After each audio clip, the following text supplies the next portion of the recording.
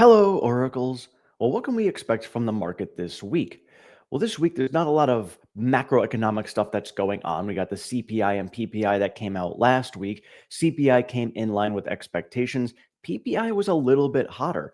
Could be a little bit of a concern for the market going forward, as PPI tends to be a leading indicator as far as what inflation can be for CPI.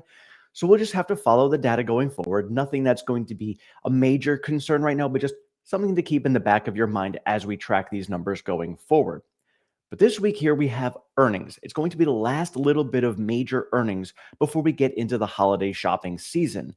So, holiday shopping season is typically started and kicked off with Black Friday. So, Black Friday is coming the day after Thanksgiving, and that is going to be on November 29th. And then after that, we follow it with Cyber Monday. Now, the two of them kind of go hand in hand now, just because the dynamic of online shopping now is much different than it was before when we kind of kicked off and started Cyber Monday. But either way, those are the two big days that really start off the holiday shopping season. And now here's the thing too, is a lot of people do a lot of their holiday shopping across the entire year. They see sales that are going on, they buy things for people, they put them in storage or hide them in the attic or wherever in their house to, have these gifts as the year goes on. So some people end up doing that. So the holiday shopping season has kind of been spread out throughout the entire year. So when we start looking at the holiday shopping numbers, they're not as extreme as they used to be. And Black Friday was started because that was the day where a lot of the companies would try to get themselves into the black. When it comes to their earnings numbers, is they've been in the red all year long. They're trying to put these things on sale, get as many dollars coming in as possible to get themselves profitable. And then the rest of the year is going to be gravy on top of that. That's no longer really the case now. Companies operate much differently, but we still call it Black Friday. So this week here, with the earnings that are coming up, the last few earnings that we're going to be seeing before the holiday season are kind of going to give us a little bit of an indication based upon what the expectations are potentially for this holiday season. So the earnings that we have this week, and the real big one is going to be NVIDIA on Wednesday. That is going to be after close. Obviously, NVIDIA has played a major role in the market over the last couple of years. So seeing what NVIDIA is going to be doing during their earnings, giving us a forecasting guidance going forward, could give us that final mark at the end of this major earnings cycle when it comes to the tech players, and then maybe kind of set the tone for going into the end of the year when it comes to the entire stock market. Now, when it comes to the actual shopping, when it comes to the holiday season, we've got Walmart and Lowe's that are going to be coming out on Tuesday morning. So again, both of these companies here are large players when it comes to holiday shopping. And so if they can give us some sort of indication as to what their expectations are for the holiday season, that could kind of set the tone as well, as far as, hey, we expect our shopping season to be better than normal, worse than normal, same as normal. Whatever it is, those two players there are going to be a big factor in that. We also have Target and TJ Maxx coming out on Wednesday morning, basically the same thing.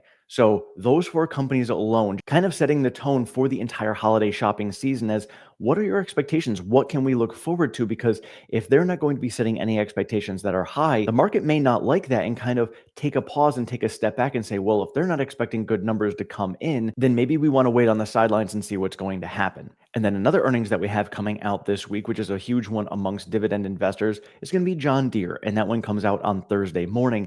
And this goes along with the industrials. And when you're looking at the industrials, I look at a company like Cat, and I owned Cat and just sold it off recently, whereas they had been doing extremely well despite higher interest rate environment that we had going on, but their forecast isn't looking as strong. Now, don't forget, we had the infrastructure package that came out. So a lot of companies had the money. So despite higher interest rates, they had the money that was able to purchase this equipment. And being in construction retail myself, I've seen a lot of companies coming in and saying the work is drying up very quickly. The retail work has been gone for a couple of months. There really hasn't been anything. A lot of the work that's been out there has been municipalities and larger government supplied jobs, which basically is a lot of what this infrastructure package was pushing out there. Again, I was on board with this infrastructure package because, again, all the roads around me have been updated. There's been a lot of money that has been spent in very good places for us with our tax dollars. But when you're looking at a change of regime, it seems like a lot of that money has now been put on the sidelines. Don't know if Trump is going to finish pushing this forward. So companies like Cat and John Deere are looking at this like, all right, well, a lot of companies spent all of that money that they had on their equipment. They don't need a lot of new equipment, and they don't know if they're getting any more funding coming in. Interest rates are still relatively high, and despite interest rate cuts, we've actually seen interest rates on the equipment going up even more, because that's the same as vehicles and mortgages and things like that. Usually it coincides. Right now, there's kind of a gap that's going on, and it's not coinciding. So companies were like, well, I don't have the government funding to spend that money. I don't want to spend that money myself because I'm going to have to take on a loan and that loan is going to have high interest rate. I don't want any of that. So the forecast we got from Cat wasn't as strong. That's why I sold off mine because I don't know what's going to happen going forward. I've made very good profits on it. I'm not too concerned about it. I think long term Cat's going to be perfectly fine. But for what I'm doing for my portfolio, it made more sense to sell it. John Deere has been in a similar situation. They haven't had the same run up that Cat had. They've been kind of trading sideways for the last couple of years, some pretty significant dips up and down, but for the most part sideways. And they've been trading slightly down over the last month or so. But when you're looking at a company like this, which is very similar to Cat, is the interest rates on their equipment is still going to be high. So what is their forecast going to be? That's what we're going to be looking forward to this week when it comes to John Deere is what's their guidance going to be telling us about next year? Is it going to be similar to what Cat told us and maybe lowering their expectations because we don't know what's going to be out there for money? And who knows, maybe Trump comes out, he says infrastructure package is still good to go, all the funding is getting released, and then companies can go out and buy equipment again. That's a gamble that we don't know about right now. Maybe we learn about it soon. Maybe we learn about it in a couple of months. Again, that's a judgment for near term swing trade investors. When it comes to long term investors who are in these companies for dividends and that long term growth, probably none of this is going to matter at all. But when you're looking at what we're looking at for the next year, then it'd be important to pay attention to those earnings on Thursday. And so, other things that we may have going on this week, we've been hearing a lot from Trump and what his plans are going to be when he takes office. So, things that he says during this week could end up moving the market one way or the other based upon how the market is going to set themselves up for this new presidency for the next 4 years. So, those are some other things. And of course, those are complete unknowns. We do not know what's going on. Trump has been naming a bunch of cabinet members over the last week or so. And so we may see more of that going on this week. Just something to pay attention to. Could be some volatility in the market based upon all of that. But again, when you're looking at long term investing and the fundamentals of companies, you can take a look at things that he says and say, well, is this going to give us a stronger foundation for a long term future? Is this going to be something that lasts? Does it even really matter at this point? Things like that are really kind of what you're going to want to factor in. And again, a dollar cost averaging strategy has been working over the last 100 years when it comes to the stock market, regardless of who has been president, who has been in Congress. And realistically, Congress is who makes the laws anyway. They're the ones who are going to make any major impact on the market way more than the president will.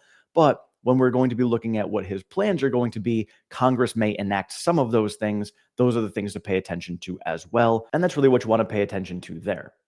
So some things that I've got going on for you guys this week, I am going to be putting out some more Gap videos. You guys have spoken and I have listened. So my forte when it came to Tesla happened to come with Gap analysis. Now this is technical analysis. When it comes to long-term investing, this doesn't really play a major role when it comes to long-term investing. I'll explain more of that in a minute.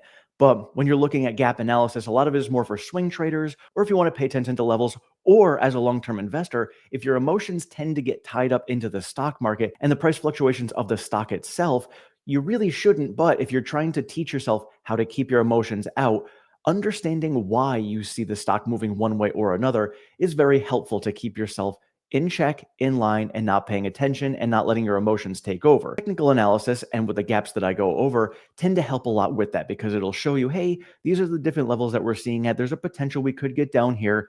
No big deal. Just keep your emotions out. If you see pull down to those levels, it is what it is. That's a technical analysis thing. Remind yourself about the fundamentals of the actual company. Learn how to read those earnings reports to say, hey, the company is still growing on a fundamental basis. The company's growing its cash flow. The company is growing its revenue and its bottom line. Those are the important things. If it is still going to be growing those numbers there, then what happens with the actual stock price itself is irrelevant because the stock price in the near term is going to swing a lot based on emotions and sentiment and all of that other stuff that's going on out there. So if you see the fundamentals growing and you see the stock price pulling down, that typically means that you're going to be buying the stock on a discount.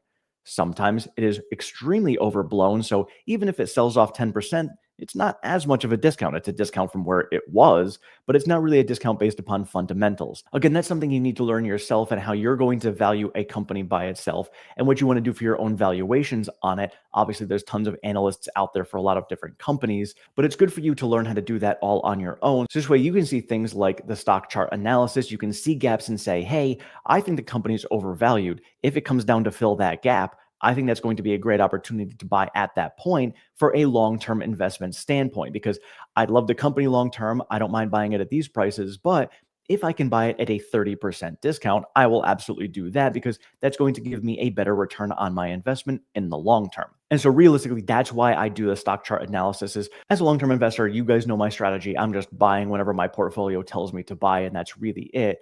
But for you guys who have different strategies, and I just want to teach you guys again how to see that stock chart analysis or any swing traders out there and say, hey, these are some gaps to pay attention to. Could be good for options as well. It's just one of those tools to look at. And again, as a long term investor, if you're saying, hey, I'd love to buy this stock, but I want to buy it at more of a discount. What are some levels that I could potentially be seeing in the future?